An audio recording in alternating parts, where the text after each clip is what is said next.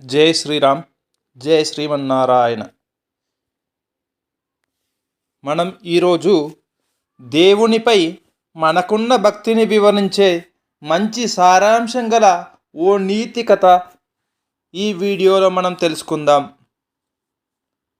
ఒక రాజ్యంలో ఒక రాజు ఉండేవాడు. అతనికి న్యాయం అంటే చాలా ఇష్టం. అందరికీ కష్టసుఖాలు తెలుసుకొని మంచిగా పరిపాలన కొనసాగించేవాడు. ప్రజలంటే చాలా వాత్సల్యము కలవాడు, ధర్మ స్వభావం కలవాడు. అతడు నిత్యం భగవంతుడిని ఎంతగానో ప్రార్థించేవాడు.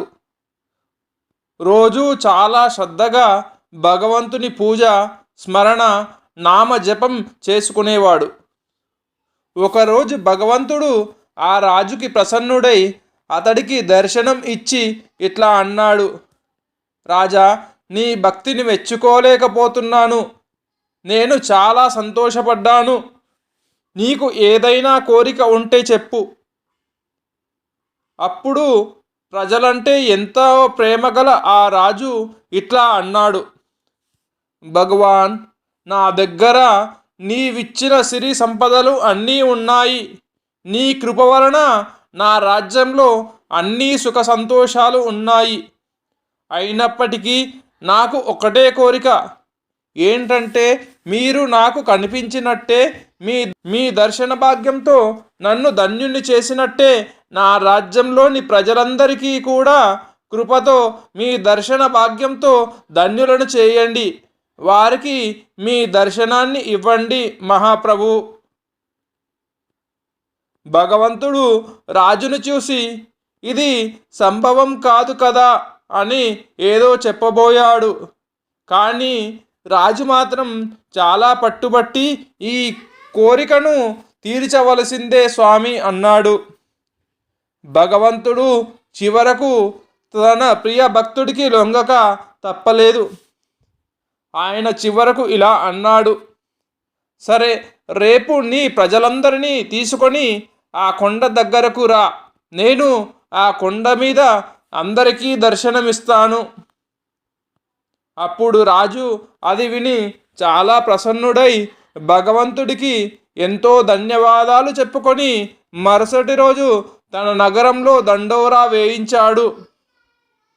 రేపు అందరూ కొండ దగ్గరకు రాజుగారితో పాటు వచ్చి చేరవలసిందేనని, అక్కడ మీకందరికీ కూడా ఆ భగవంతుడి దర్శనం ఇస్తాడు. ఇది రాజుగారి ఆజ్ఞ.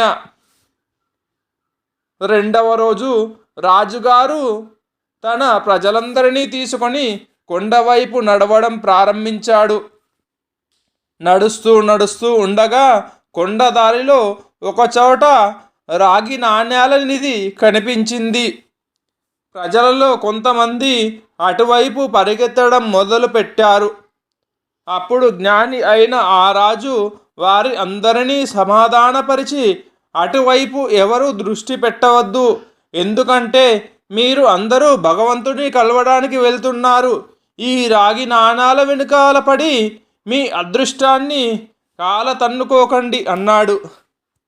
కానీ లోభం, ఆశ వల్ల వశీభూతులైన ప్రజలు కొంతమంది రాగి నాణాల దగ్గరే ఆగిపోయి ఆ నాణాలను మూట కట్టుకొని తిరిగి తమ ఇంటి వైపు వెళ్ళిపోయారు.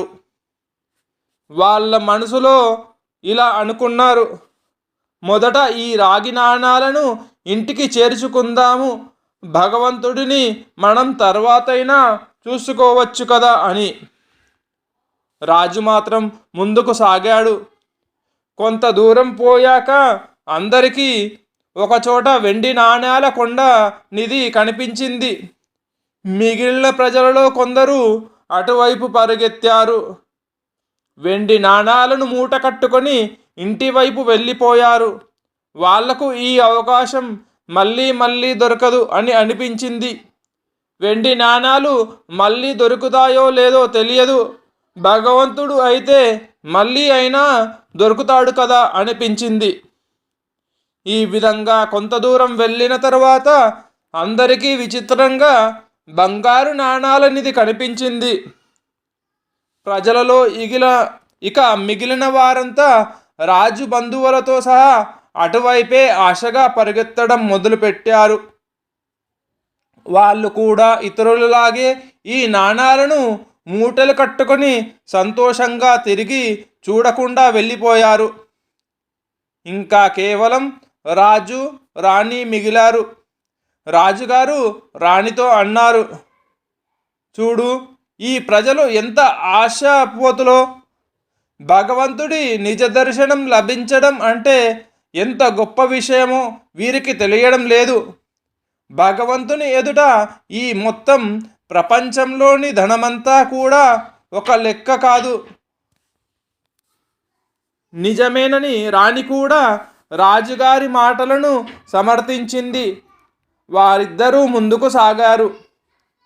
కొంత దూరం వెళ్ళాక రాజుకు 7 రంగులలో దగదగా మెరుస్తూ వజ్రాల నిధి కనిపించింది. ఇక రాణిగారు కూడా వాటిని చూసిన తర్వాత ఆగలేకపోయింది.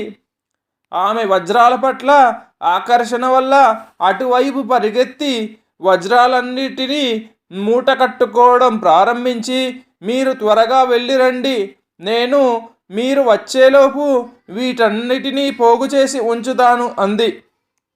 అది చూసి రాజు ఎంతో బాధపడ్డాడు. మనసు విరక్తి చెంది చాలా బరువైన మనస్సుతో ఒక్కడే ఒంటరిగా ముందుకు సాగాడు. నిజంగా అక్కడ భగవంతుడు నిలబడి ఉన్నాడు. రాజును చూస్తూనే భగవంతుడు చిరునవ్వుతో అడిగాడు, ఎక్కడ ఉన్నారు నీ ప్రజలు, నీ యొక్క బంధువులు?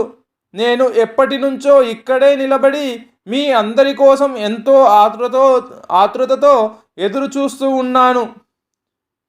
రాజుగారు చాలా సిగ్గుతో భగవంతుని ముందు తలదించుకున్నాడు.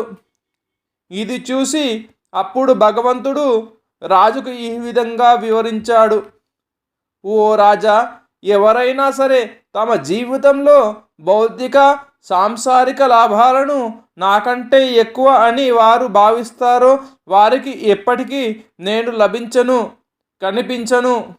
వారు నా స్నేహాన్ని కానీ కృపను కానీ ఎప్పటికీ పొందలేదు.